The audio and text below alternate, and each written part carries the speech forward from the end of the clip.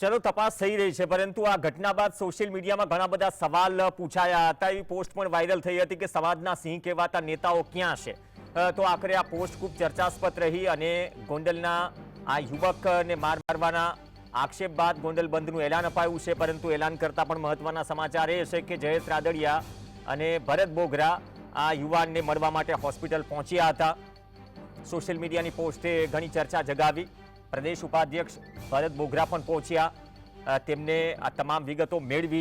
ज्यारे पोलीस अधिकारीओ कही रह्या छे के रेंज आईजी थी लईने तमाम तपास करी रह्या छे अने बीजी तरफ आ बे तस्वीर छे।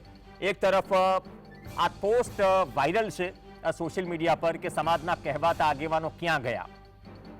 सिंह तो विठ्ठल रादडिया हता, जे समाज माटे बंदूक लईने पण નીકળતા હતા। અત્યારે કહેવાતા સમાજના આગેવાનો ગોંડલની ઘટના વિશે એક શબ્દ સુદ્ધા પણ નથી બોલતા। તો આ પોસ્ટ ઘણી ચર્ચામાં હતી, પરંતુ આ પોસ્ટના બીજા દિવસે નેતાઓ પહોંચ્યા છે। બંને ભાજપના નેતાઓ અને એ વિસ્તારમાં વિઠ્ઠલ રાદડિયાનો દબદબો પણ છે। તો જયેશ રાદડિયા એ પછી દબદબો ધરાવનાર નેતા છે। તો બંને નેતાઓ પહોંચ્યા હતા યુવકના ખબર અંતર પૂછવા માટે અને આવતીકાલે ગોંડલ બંધનું એલાન પણ પાટીદાર સમાજે આપ્યું છે। માર મારનાર વ્યક્તિને સખ્ત સજા થાય, જાહેરમાં સરઘસ કાઢવાની પણ માંગ કરાઈ છે। બીજી તરફ આ બંને નેતાઓ કહી રહ્યા છે કે આ અંગે ગૃહ રાજ્યમંત્રી હર્ષ સંઘવી સાથે પણ વાતચીત થઈ, અમે આ અંગે રજૂઆત પણ કરીશું। પણ સવાલ ગોંડલની કાયદો વ્યવસ્થાનો હશે। આ બંને નેતાઓ ત્યાં પહોંચ્યા, એ પછી શું કહ્યું એ સાંભળીએ।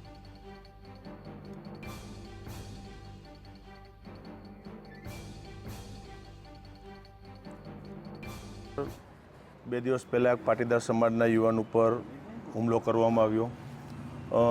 એક જગ્યા ઉપર લઈ જઈ એ યુવાન ઉપર, એના મમ્મી ઉપર, પપ્પા ઉપર જે રીતે હુમલો કરવામાં આવ્યો, આ ઘટનાને વખોડી કાઢી છે। સમાજે બંધનું એલાન આપ્યું છે એટલે એ પ્રમાણે આગળ ચાલુ છે। અને કીધું કે આજે અમે સમાજના આગેવાનો સાથે પણ અમે મળ્યા છીએ। આ જે યુવાનને માર મારવામાં તો યુવાનને પણ અમે મળ્યા છીએ, એના પરિવારને પણ મળ્યા છીએ। એટલે સ્વાભાવિક રીતે શું ઘટના ઘટી હતી, શું કેવી રીતે બનાવ બન્યો તો આખું જાણ્યું છે ને એ પ્રમાણે કાર્યવાહી થાય એ પ્રમાણે પ્રયાસો કરશું।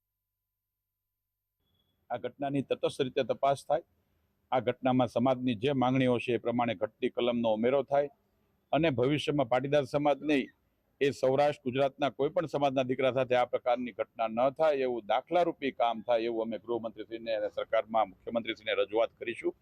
અને આવનારા દિવસોમાં એ સૌરાષ્ટ્ર હંમેશા શાંતિપ્રિય પ્રદેશ છે, એ સૌરાષ્ટ્રની શાંતિ જળવાઈ રહે। અને ગુંડાઓ કે લુખાઓ હોય એને કોઈ જ્ઞાતિ નથી હોતી, એટલે એક સમાજથી બીજા સમાજની વચ્ચે વૈમનસ્ય ન ફેલાય અને સૌરાષ્ટ્ર શાંતિથી બધા સમાજો એકસાથે હળીમળીને રહે એ પ્રકારનું વાતાવરણ સ્થપાય, એના માટે આ ગુનેગારો ઉપર કડકમાં કડક કાર્યવાહી થવી અત્યંત જરૂરી છે। અમારા સહયોગી આશીષ જોડાશે ગોંડલથી। આશીષ, આજે બંને નેતાઓ જે ભરત બોગરા અને સાથે જયેશ રાદડિયા પહોંચ્યા હતા મળવા માટે, તેમને એક વાત કહી, રિસન્ટલી બાઇટ સાંભળી કે ગૃહ રાજ્યમંત્રીને રજૂઆત કરીશું કે તટસ્થ તપાસ થાય। તો શું રજૂઆત ન થાય તો તટસ્થ તપાસ ગોંડલમાં નથી થઈ રહી? અને આ ઘટનાને આટલા કલાકો વીતી ગયા, આવતીકાલે જ્યારે ગોંડલ બંધનું એલાન આપ્યું છે, તો ખરેખર આ કિસ્સા પાછળ શું રાજકીય વગથી માંડી ત્યાંના જે વગદાર લોકો છે એ સામેલ છે? તકલીફ ક્યાં ઊભી થઈ? શું અત્યાર સુધી કાર્યવાહી નથી થઈ એટલા માટે રોષ ફેલાયો છે આ ઘટનામાં? 100% જણાવી દઉં કેમ જે જાટ યુવકના મોત બાદ ગોંડલ છે ગરમ માહોલમાં પહોંચ્યું છે। ક્યાંક ન્યાય વ્યવસ્થા, કાયદો વ્યવસ્થા છે તે કથળી તેવું લાગી રહ્યું છે। એક બાદ એક નવા ફંગા ફૂટી રહ્યા છે। જે 17 વર્ષીય યુવક છે તેના પર જે ગોંડલ ચોકમાં હિસ્કારી હુમલો કરવામાં આવ્યો હતો, જે સંગ્રામજી હાઈસ્કૂલ છે ત્યાં હુમલો કરવામાં આવ્યો હતો, ત્યારબાદ એક બાદ એક છે તે નિવેદન આવી રહ્યા હતા। ત્યારબાદ જે સામે ક્ષત્રિય સમાજનો જે 13 વર્ષીય યુવક છે તેના પર આક્ષેપો કર્યા હતા અને તેના પણ પરિવાર સામે આવ્યો હતો અને આક્ષેપો કર્યા હતા। તે રીતે જે પાટીદાર સમાજનો જે યુવક છે તેમને પણ જે તેમના સમાજ પરિવાર છે તેમના આક્ષેપો કર્યા હતા। ત્યારબાદ આવેદનો અપાયા હતા, ત્યારબાદ જે આખી ઘટના છે તે સામે આવી હતી અને સમગ્ર મામલે ન્યાયિક તપાસ થાય તેવી માંગ કરવામાં આવી હતી। તેમજ બંને પક્ષે એફઆરઆઈઓ પણ ફરિયાદ પણ નોંધાઈ છે।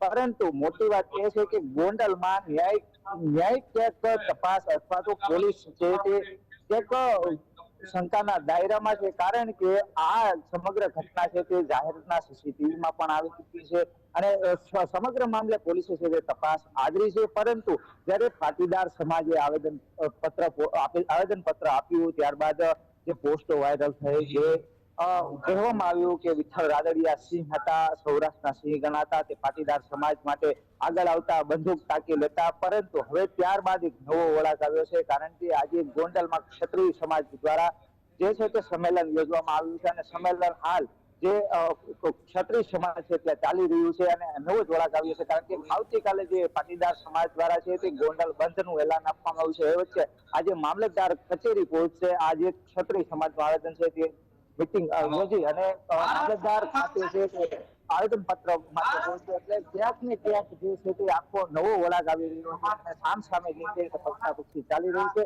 અને ક્યાંક ને ક્યાંક આમાં પોલીસ છે તેની વધુ ભૂમિકા દેખાઈ રહી છે. નહીં તો આશીષ, શું જો ખુદ નેતા વાત કરી રહ્યા હોય કે તટસ્થ તપાસ થાય, તો શું એ નથી થઈ રહી? સવાલ એ છે, તમે પોસ્ટની વાત કરી રહી, તમે જે આક્રોશની વાત કરી રહી, અને આવતીકાલે જે ગોંડલ બંધનું એલાન અપાયું, શું એના માટે નેતાઓ દોડતા થયા, અથવા તો સવાલ શું સ્થાનિક લેવલે પૂછાઈ રહ્યા છે આ બાબતે કે કેમ કાર્યવાહીમાં ઢીલાસ થઈ રહી છે અથવા મોડું થઈ રહ્યું છે?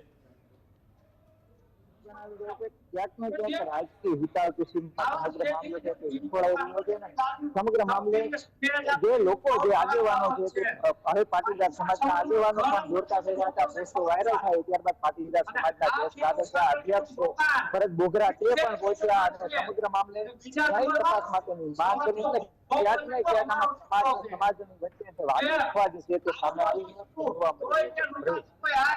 કોઈ મીટિંગ ચાલી રહી છે તમારી આસપાસ, અવાજ આવી રહ્યો છે?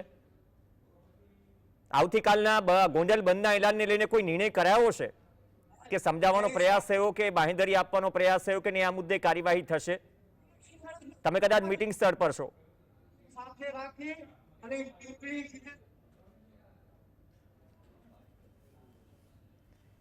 જી, તો ગોંડલની આ ઘટના પર અમારા સહયોગીએ વાત કરી કે એક તરફ યુવકને માર મારવાની ઘટના, ભરત બોગરા અને જયેશ રાદડિયા પહોંચે છે ઘટના સ્થળ ઉપર, અને મીટિંગના દ્રશ્યો પણ છે. બીજી તરફ જયેશ રાદડિયા અને ભરત બોગરા ત્યાં પહોંચે છે અને આશ્વાસન આપે છે કે અમે રજૂઆત કરીશું, અને એ રજૂઆત બાદ તટસ્થ કાર્યવાહીની પણ માંગ કરીશું. પરંતુ ફરીથી ગોંડલની કાયદા વ્યવસ્થા કથળી છે, છબી ખોળાઈ છે. સવાલ ઘણા બધા છે. આવતીકાલે ગોંડલ બંધને લીધે લઈને શું નિર્ણય લેવાય છે એ પણ કદાચ આ બેઠક બાદ નક્કી થશે.